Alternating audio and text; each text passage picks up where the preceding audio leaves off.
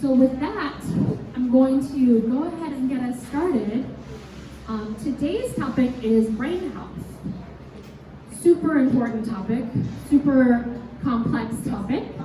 A lot of us in our lives might know someone who has experienced cognitive decline, or Alzheimer's, or another kind of dementia. In Washington, it's really common.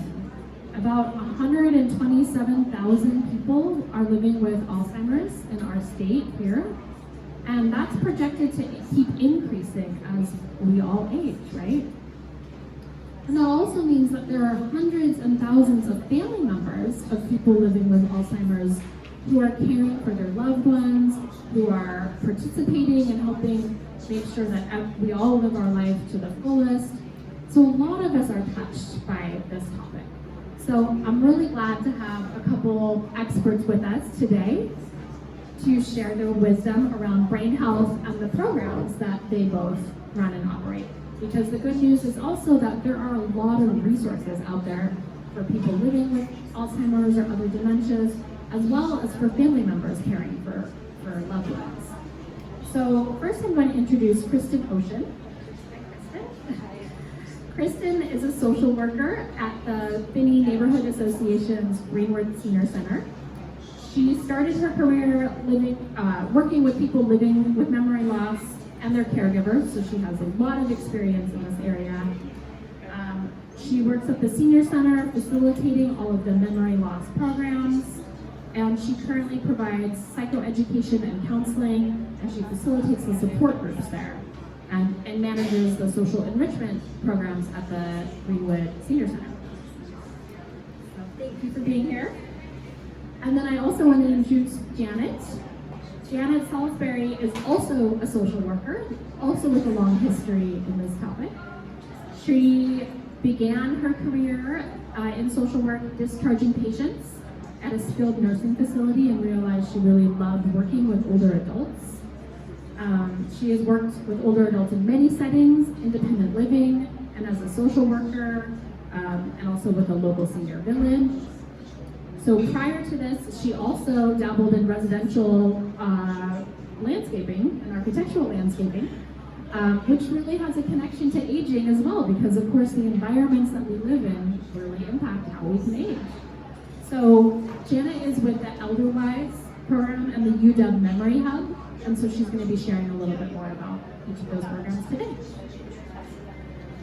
Okay, so with that, I'm going to actually turn it over to our panelists. And I think we'll start with Janet, and I'm wondering if you can, help us ground in memory loss and brain health a little bit by sharing some of the early signs that people might want to look for. People who might be worried that they themselves are experiencing cognitive decline, or that a loved one might be. Is this a good volume? Up? Hold it closer. Can everybody hear me? Louder? How about this? Okay. And just please just go like this if you need me to speak louder. Let's see. So the question was, what are some early signs? I think it's the max. It's at the max. I think we just have it checked. Okay. So the question was, what are some signs of dementia in the beginning stages? So it's not necessarily, we all are going to have a tendency to lose our keys and our telephone and things like that. So that's part of it. Pardon me? Oh, okay. I'm happy to stand up if that's what you prefer. Okay. Is this better? Okay, yeah. All right. So I just try to speed it up. But yes, so executive functioning is sort of sometimes the first thing that somebody might notice, or especially a family member, a friend, or a caregiver. And executive functioning means anytime you cook, for example, you're reading a recipe, there are steps that you need to follow. You need to get the ingredients out. You need to use measuring cups and bowls and set the oven. So oftentimes, people who have been cooking whole lives find it difficult to follow those steps. So that can be an early sign. Another example of executive functioning is managing your calendar. Sometimes people find it difficult to write in the correct day, to remember their appointments. So executive functioning is oftentimes what you'll notice. Thanks for those tips to look out for. And now I'm going to ask Kristen, what are some strategies for educating families about brain health? I think there's a lot for all of us to learn. What would you recommend to individuals and families who might be needing to care for one of their loved ones? So if you already know that your loved one is living with some memory loss, social workers are a great resource, and you can access those in a number of different places. So it might be through your doctor's office or your loved one's doctor's office. So doctors can provide a lot of information, but the person who typically will take the time and talk to you is the social worker. So ask your doctor about a social worker. Alternatively, you can look at your local senior center and a social worker there. So one of the things that I do in my job at the senior center is I meet with families, I meet with partners, I meet with adult children, I meet with neighbors and friends, and I have a conversation about what they're seeing, what are the challenges that they're facing, both in their experience with their loved one, as well as what challenges are their loved one experiencing, and how can we work through that? And I can provide education on which pieces you attribute to the disease. And so there's a lot of education around understanding what the limitations are of the person you're living with, and thereby managing your own expectations and how you interact with them. I think that's a great tip. How many of you have ever been in your doctor's office and felt like you didn't have enough time to ask all of the questions you wanted to ask? Who's got a doctor? A lot of us, right? A lot of us don't have doctors. People may not have a doctor, or if you do have a doctor, sometimes those appointments can feel very short and very rushed. So I think that's a great tip, that a social worker is another resource and another person who is trained to spend more time with you answering questions than your doctor might during those short visits. So thank you for that. I mentioned that Janet works at Elderwise, but I did not explain what Elderwise is. I want to give her a chance to do so.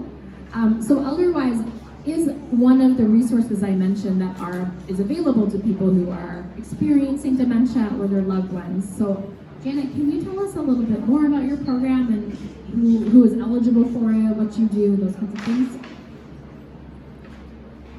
All right, is this better? Yes. Okay.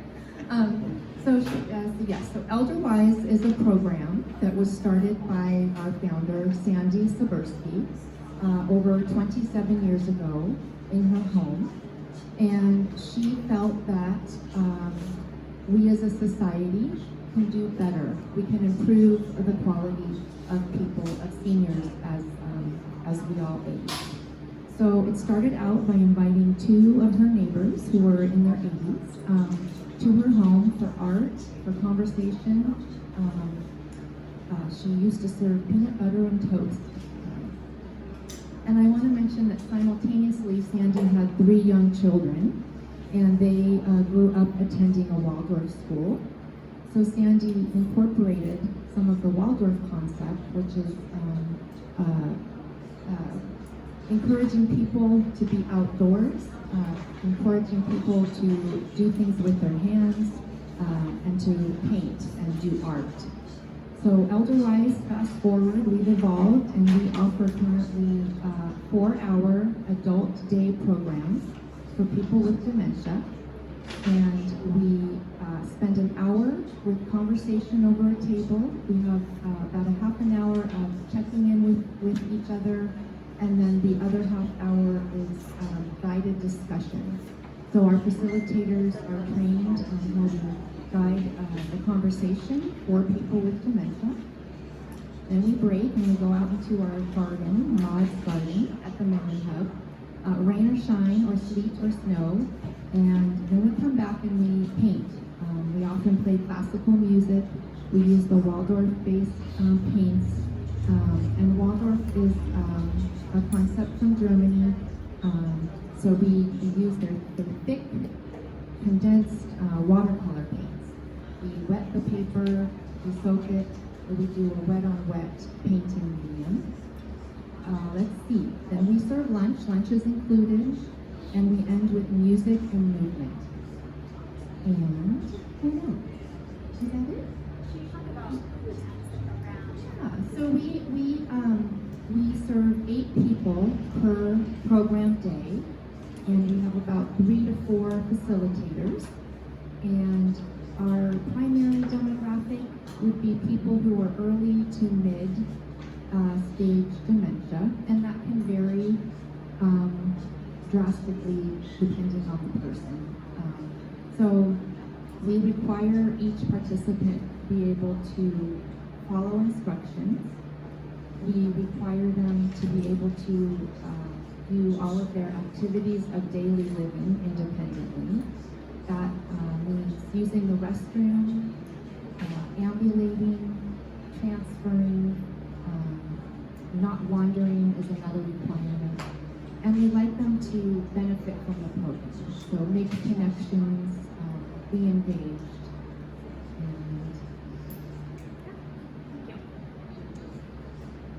Thank you. So, and just to reiterate, it's an all-day program.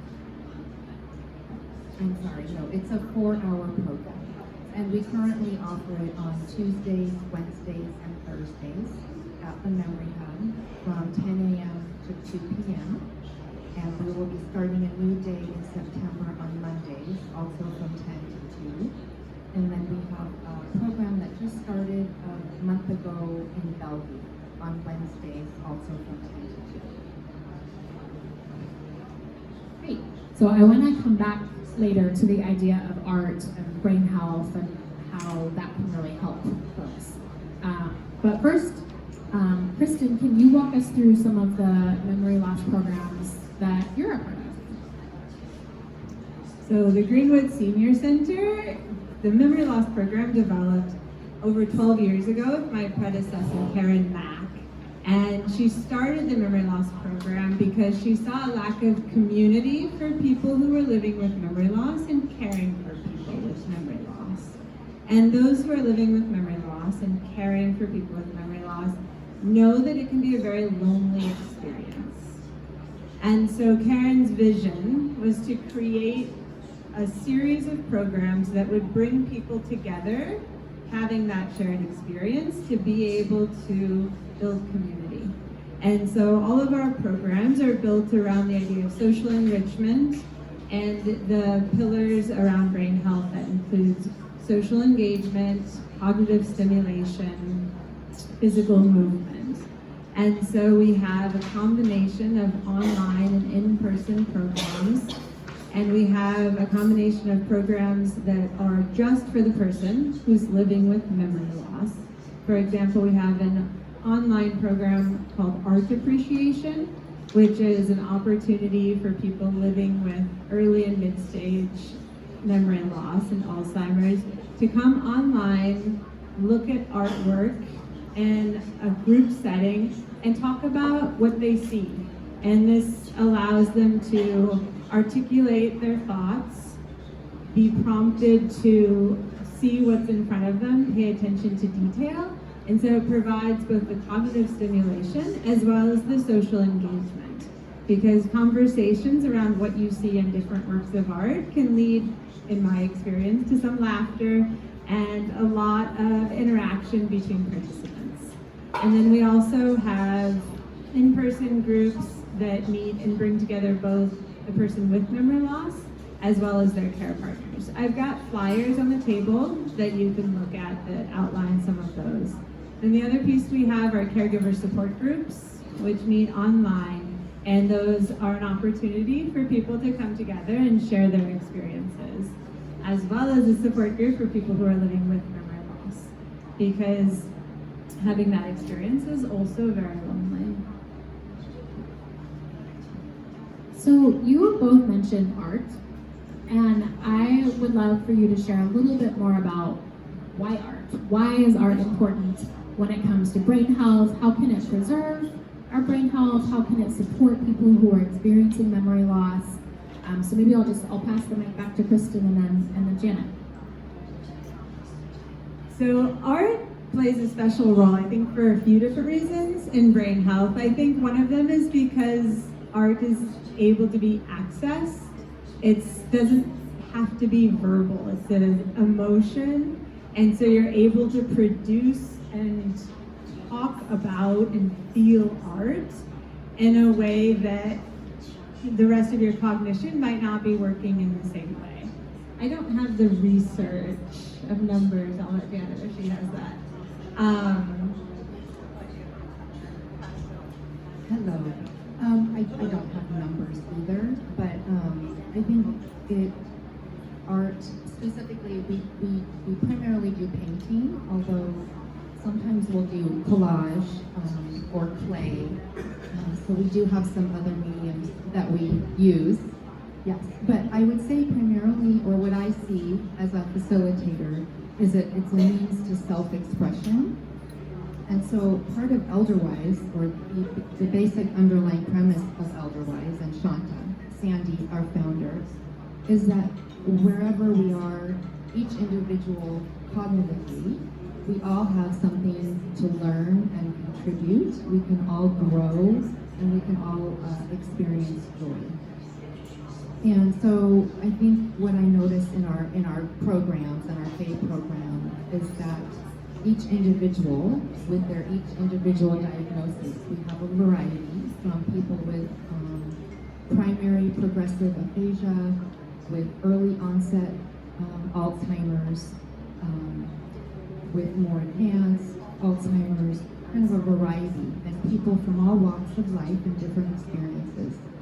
But what brings them together is that through painting and art and collage, they can express themselves.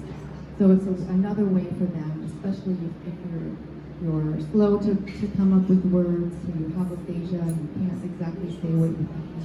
They can communicate and express themselves through art. I also, if I have a moment, wanted to talk about music. And I know movement's on your list as well. But so we often play classical music while we're doing art. Every now and then, if we have a theme, for example, I was in Hawaii for a few weeks and we had a tropical theme, so we listened to Harry Belafonte. Is anybody a Harry Belafonte fan? We played him during music. But so music combined with doing art can also trigger memories, for example. And I love to give this example of a gentleman who grew up going to the ballet. And he loved the ballet, and one day we played music from Swan Lake, and he ended up painting a stage. He used to have season tickets to the ballet, and he painted a stage with the big curtains coming down, and he was, singing and humming and had so much joy. And that's just an example of what music and art can do. So are some of these things that people can also do at home if they're unable to come to a program, arts, music? What would you recommend for someone who's at home wanting to access some of these therapies? All of these activities are absolutely accessible at home with the engagement of the caregiver. And it depends on where your partner is at. If your person is more advanced or more able to be engaged in the process, will influence what that looks like. But I know I work with some caregivers whose partners aren't very verbal anymore. but they put music on and they just listen to music together. Or they might dance together in their living room. And that's true for art as well. If you have the resources available, whether it's paint or even a pencil, whatever, or crayons, to sit down and just provide the opportunity to create.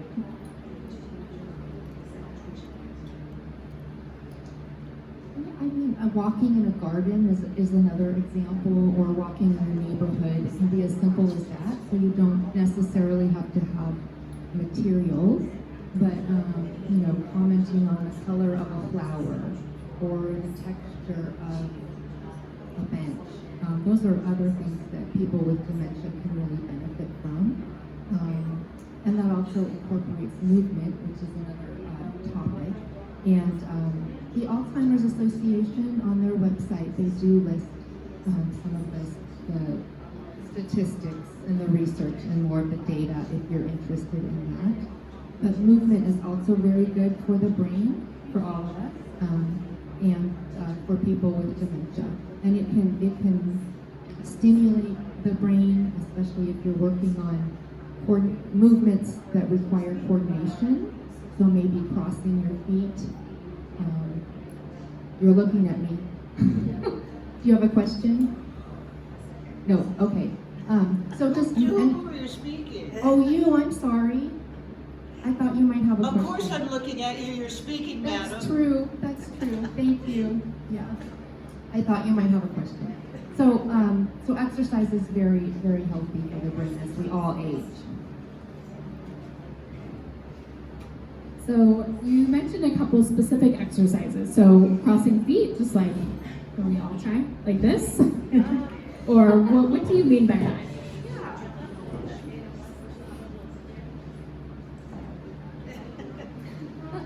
Right, so these are some of the things that we do at Elderwise. You want to put both of your feet solidly on the ground, maybe shoulder width apart. And then you can click your heels together. Yes. Oh, I'm sorry. I think I'm a Yeah. You want to demonstrate? Sure. I call it don't. Yeah, so we'll just put our heels together. And then we do seated exercises for the most part. And then heels apart. And then heels together. And then heels apart. So that's an example of doing something that requires sort of hand-eye coordination. We do things like this as well. I'm gonna repeat so that folks can hear. Okay. So Janet was saying the reason this is good for brain health is because it requires hand-eye coordination, right?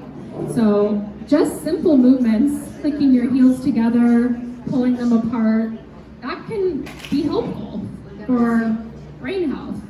So, and we can do that anytime, right? Whether you're sitting on a bus or at an office desk. Are there any other, so can the movements be small? I guess. Sure. I mean, we do all kinds of, let's see, we do arm rolls, for example. Okay. We'll go maybe 10 times forwards and 10 times backwards, for example. We do breathing, so we take a deep breath in, look at the sky, and a deep breath out.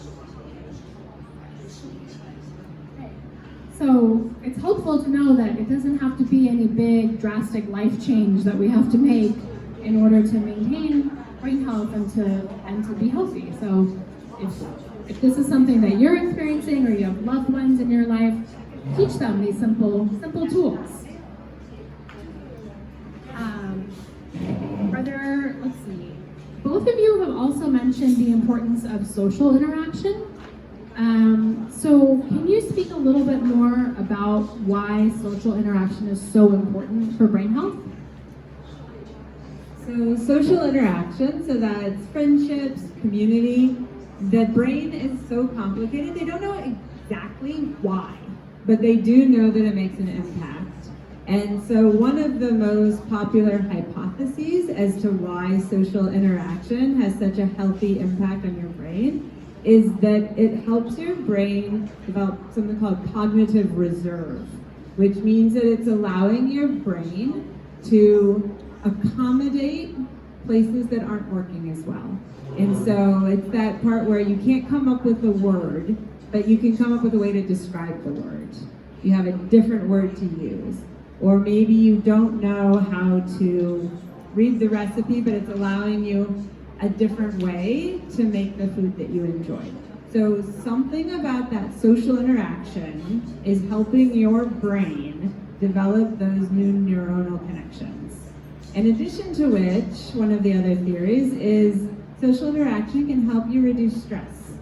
And something that's really bad for the brain is stress. So when you spend time with people that you enjoy, it's an antidote to the stress that is hurting your brain. So, I'm just thinking, how many of us have felt stressed in the last week? Everybody, right? So it's a rare week not to feel stressed. So what you're saying is that we can counterbalance that with positive things like social interaction.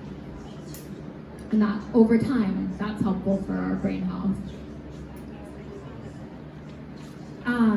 What about different technologies or apps that might be out there for older adults to maintain cognitive function? What are some of the tools people can be aware of? So I'm not a big fan of a lot of, so there are, if you enjoy, so in my conversations with your various neuropsychologists and people in the field, some of the most important things you can do for brain health is the social interaction, and if you have cognitive stimulation with that. So if you enjoy crossword puzzles and you do them with a friend, it's even better than doing them by yourself. And so if you're going to choose between one of there's an app, so Brain HQ or Lumosity are the games online that say they're adaptive, they're going to help your cognition. They're fine, but if you don't enjoy them, don't do them because they won't actually help. It would actually be more helpful for you to go enjoy a game with your friends, whether it's mahjong, whether it's Scrabble, whether it's a crossword puzzle. That being said, technology does have a role in helping you navigate life. So use your calendar reminders. Use voice memos to remind yourself of something that you need to do.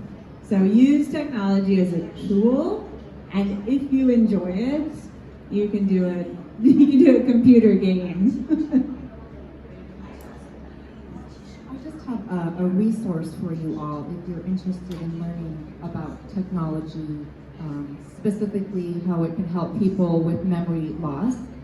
The University of Washington Memory and Brain Wellness Center oversees a program called the Memory Hub, and there are flyers over there for the Memory Hub.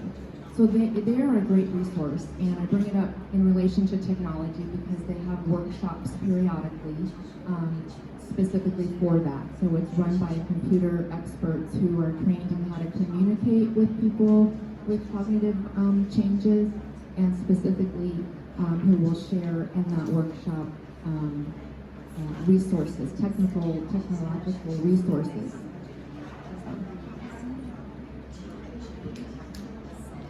Okay, so in summary for that, I think what I heard was that games are good, even if you play them sometimes on your phone or your computer. But what's even better is to play them with other people. So if you have a game you like to do, find someone else to team up with you and play the game as well. And that the University of Washington's Memory Hub is a really great place to go to learn about other tech resources that are available to you. And so to get the information about the University of Washington Memory Hub, there's flyers on the table that you can grab with their contact information. So let's see. I wanted to ask what I kind of jumped around here on my question list. So I want to talk about caregiver support a little bit. We've talked about how to maintain our own brain health, but how can we be the best support people that we can to the loved ones in our lives who might be experiencing memory loss? So I know that this is something that both of you have experience in. So maybe I'll start with Janet, and you can tell us why are support groups so important, and why should people consider participating in them, and what's out there for us? So is anybody here a caregiver for a person with dementia? So caregiving can be exhausting. It can be very rewarding. It can change, your responsibilities can change from day to day. So, and this maybe sounds cliche, but it really is important for caregivers to take care of themselves. And there are plenty of resources in our Seattle area. We're very fortunate compared to other places in the nation to have this developing dementia-friendly community. And Kristen can speak to the caregiver support groups through Greenwood Senior Center. The University of Washington Memory and Brain Wellness Center also has a virtual support group. It's called the Caregiver Forum. It meets weekly on Mondays, and there is currently a wait list to get in, but there are lots of resources. The Alzheimer's Association has an in-person support group at the Memory Hub. They also have a virtual support group. I can't stress enough, even if you're not a group person or a support group person, they are valuable resources, not only in making the social connections, but just in terms of learning from other people's experiences. They share, there's just a wealth of information among these caregivers. It's a wonderful community. So I really encourage joining a caregiver support group. Yeah, to second Janet, the caregiver support group is really an opportunity to learn and share from other people who are in a similar situation. Because all of the professionals have the professional knowledge, but the caregivers are the people who are really in the depths of it. They have the most updated information on all of the resources that they're using. They have techniques that they've been trying with their loved ones that have worked, or sometimes they tried something and it didn't work at all, and they will share that. And then in addition to the caregiver support groups, there's also the importance of caregiver education. And so the Memory Hub also offers caregiver education, because caregiving is one of those situations that you're not trained for. You find yourself in a role that people are paid to do, and you just landed there. And so places like the Memory Hub have classes that will help you feel better prepared for the things that you're going to encounter as a caregiver. You can also reach out to social workers like me, or if your partner or a loved one has a neurologist, social workers in the medical field, who can also provide information around the disease process and ways that you can support yourself and support the person you're caring for. So you mentioned, Kristen, a couple, that support groups are a way to help people be prepared for the issues you might encounter as a caregiver. Could you talk us through what are some of those issues that people might encounter? And I'm sure the list is quite long and varied for everybody's unique situation, but what might a typical caregiver encounter that they may not think about in advance? So I facilitate 3 different support groups. I have a support group for each stage of the disease. So I work with caregivers whose partners are in early stages of memory loss. And a lot of the challenges there aren't necessarily surprising, but how much it will impact you can be. So repetition is unsurprisingly one of the primary challenges. And if you meet someone and you spend an hour with them and they ask you a question over and over, it's fine.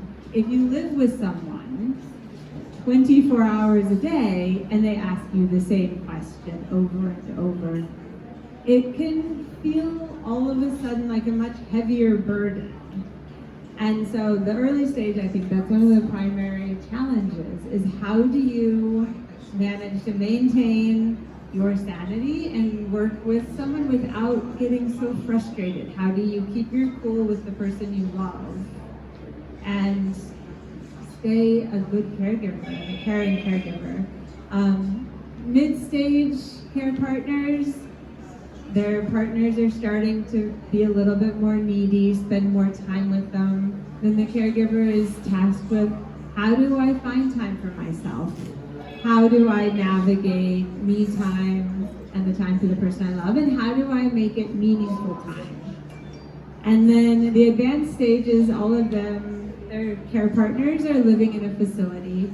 And then the challenge is, how do I navigate being home while my care partner lives, where my partner lives somewhere else, and still show that I love them and that they matter to me? And how do I regain my own life when it has revolved around my partner for so long? Thank you for painting that picture for us. Those are not small challenges to encounter. I'm wondering, not all of us have, some of us may have been to a support group for one thing or another in our lives. I'm currently in a pregnancy, a new parent support group. But I didn't know what to expect going into that. So Janet, can you tell us a little bit about what happens at a support group? What might someone expect when they walk in there? Absolutely, and first I want to also mention that there's a daughter support group. Is that still happening at Greenwood Senior Center? Daughters Caring for Mothers support group. There can sometimes be just a special, unique dynamic between mothers and daughters, and this is just a very valuable resource. I've not heard of another support group specifically for mothers and daughters. And your question was? What to expect when you come to a support group? Right. Well, every support group is different, and I sometimes volunteer for the caregiver forum on Mondays. So I fill in, for example, during the summer, oftentimes. So it's led by the director of the Memory Hub. So as a co-facilitator, we are trained to facilitate. We're facilitating the conversation. So we encourage each person to check in, to say, well, how has your week been? And everybody has, their partners have different diagnoses and at different stages. But from my experience as a facilitator, the care partners will share what their week was like. So for example, maybe somebody had a change in a behavior. Maybe they didn't have anger, but for the last 6 or 7 days, they were quite angry, for example. And so the caregiver might share how that makes them feel, how did they react to it, and then another person's experience could be sleeping. Maybe somebody's sleeping too much or not sleeping enough, and what do I do? Am I supposed to let them sleep? So it's really sharing. Each person shares their experience, their unique experience, and then that gives the group an opportunity to be compassionate and to share ideas if they've had similar experiences. And I think that connects to something Kristen said earlier, which is it can be a lonely experience to be a caregiver. And so having a support group is an outlet to connect with other people and hear other people say, oh, I've been there too. So we have just a few minutes, so I'm gonna ask our panelists to wrap us up and just leave us on whatever note you would like. Is there anything that you would like to share that you haven't already? Anything you want people to know about brain health and memory care? I think one of the important pieces with brain health is to so recognize the important pieces, which is the social interaction, the physical exercise, cognitive stimulation, and find what you enjoy. And recognize that you don't have to do all of it. So Janet and I put lots of flyers back on the table. Don't feel like you need to fill every day. Find the ones that appeal to you, that interest you, and do those. And find a balance between things that will make you feel better and still having the time to yourself as well. And everybody's balance looks different. Everybody's Enjoying a character. Everyone's balance. So some people, yes. So some people might. You're still speaking to caregivers mostly, right? Both. If people are living with memory loss and they come visit me, I will tell them some people don't enjoy being with people all the time. And so then they don't necessarily want to do a new activity every day, 5 days a week, where they're meeting new people. They might benefit the most from doing the same activity with their closest friends 3 times a week and allowing for the space to be on their own. And so it's going to look different for everybody, both the caregiver and the person living with memory loss. You know what they call at the Wallingford Community Senior Center? The caregivers are the traditional name for their janitors. They're the caregivers for the building. Just thought I'd mention that. Words have evolved in many ways. Yeah. So I wanted to, so the overall topic of brain health and aging, I wanted to add, we didn't really talk about meditation and diet, but those are also aspects of healthy aging for all of us. And back to the University of Washington Memory and Brain Wellness Center, the hub, there is a neurologist named Dr. Chris Rhodes who does neuropsychologist who does weekly meditations for half an hour at the Fry Art Museum. It's free. So, the Fry Art Museum. And then I also wanted to, let's see, in terms of sort of wrapping up my thoughts on how to live with dementia, for caregivers, I do think we don't know what we don't know. Neither the patient, the person experiencing cognitive loss, nor the caregivers.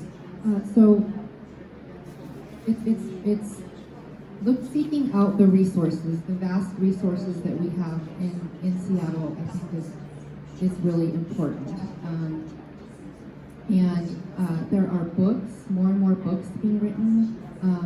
I think that one of the hardest parts about being a caregiver is the patient's aspect, which Kristen talked about. And there are tools for that. It's just like by seeking out community and resources, you're filling your toolbox, because there are ways of managing your stress. So redirecting a person with memory loss is a tool. There's just a lot of tools, and it does take some homework and some learning, but well, those are mainly the tips I wanted to talk about. And if you're a caregiver, give yourself grace. We're all just human. Well, thank you both so much for today. I think what I'm taking away is that there are small things we can do on a daily basis to preserve our brain health, whether that's movement, art, music, meditation, diet. So there's things we're in control of, and then there's many things we're not in control of. And if you're a caregiver or someone experiencing memory loss, thankfully we live in Seattle and there are a lot of resources available. Yes?